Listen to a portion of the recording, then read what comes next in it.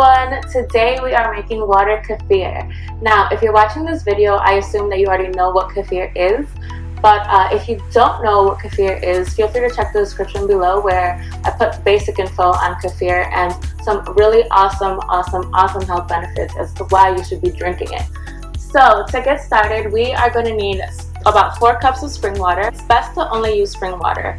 Tap water contains chlorine, which is going to kill your grains, so you really don't want to use tap water. And purified or distilled water doesn't contain the actual nutrients that spring water has that are going to help your grains grow. As you keep on making your water kefir, you're going to notice that your grains keep on growing and growing and growing, and they actually grow pretty fast. Next, we are going to need sugar. The sugar is pretty much the food for the grains. The grains feed off of the sugar, so it's important to use a high quality type of sugar.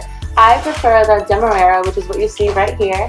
It contains additional nutrients that are really going to help your grains grow and big and grow very fast. Alternatively, you can also use raw cane sugar. I actually use both. Every other batch I switch it up. So the first day I'll use the demerara, and then the second day I'll use the organic cane sugar. Next, you are going to need glass jars. I have a smaller quart-sized jar here, and I also have a larger half-a-gallon size jar. I prefer to use the half-gallon size. When I first started making water kefir, I was using the quart size, and it's just way too small. As soon as you get your 4 cups of water in there and you put the grains in, you pretty much have no more space. I prefer this because I have space in there. I can get a full 4 cups of water, and as the grains grow, I can start to make a bigger batch. So if you don't have any jars and you're going to invest in some jars to make your kefir, I would highly recommend getting a larger half-gallon size jar. Additionally, for your jar, you're going to need a piece of fabric. This is a piece of muslin that I have here. You can even use cheesecloth, and if you don't have any of those, you can even use a piece of paper towel. This is pretty much just to cover your jar to prevent any dust or insects or anything from getting inside of your kefir. And last but not least, the star of the show is our kefir grains.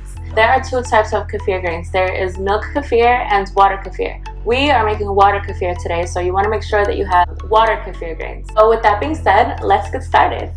First, we're going to add 4 cups of spring water to our glass jar. The ideal water temperature is anywhere from 65 to 82 degrees Fahrenheit. Next, we're going to add a 1/4 cup of sugar. For every 4 cups of water, you are going to use 1/4 cup of sugar.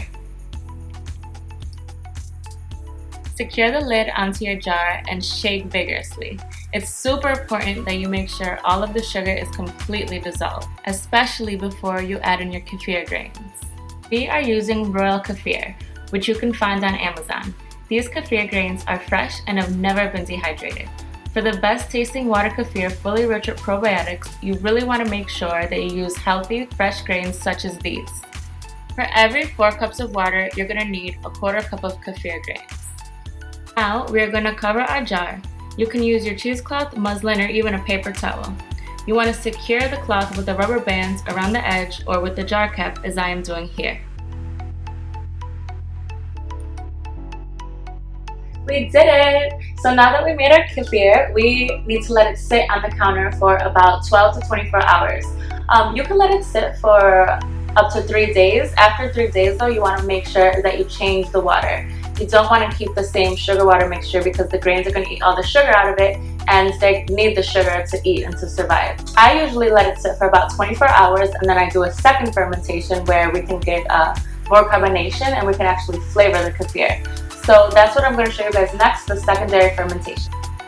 Okay, so right here I have, this one is finished. You can see how it's cloudy, it's brighter in color.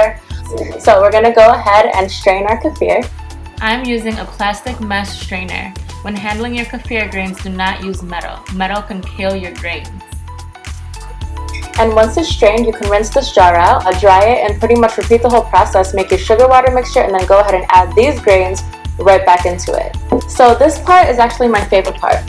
So after this, the taste is kind of flat and it doesn't really have too much flavor. So I prefer to add flavor to it by doing a second fermentation.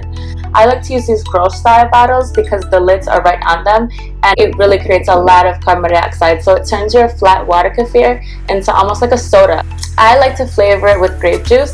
I have used actual grapes before, but it was just a little too much maintenance for me. If I just buy a bottle of grape juice and keep it in the fridge, then it makes it super easy for me to just use it. I have some Welch's grape juice. This is white grape juice. I've tried this before with the purple grape, and it's so good. It tastes just like grape soda. I definitely recommend using grape.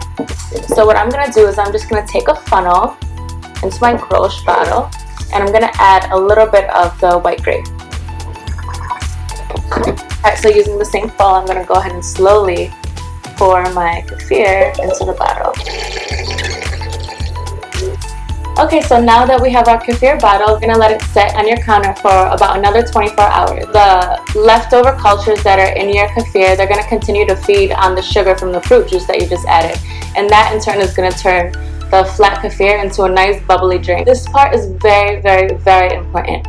About every 6 hours, you want to make sure that you open your kefir, you want to open your bottle to burp it. So I have additional bottles here from previous batches that I made. And every 6 hours, I have to burp the bottle. And I'm going to show you why right now. Because it will explode. You see the carbonation building up in there? You can see that's how bubbly it is. In order to stop this carbonation, you want to refrigerate it. Once you put it in the refrigerator and you open it, it won't be as explosive. So that was it. Now you guys know how to make your own water kefir. There is a link below to the kefir grains that I used in the video in case you guys need to buy them. So I hope you guys love it and enjoy it and have fun. And if you guys do make it, make sure you comment below and let me know how it turns out.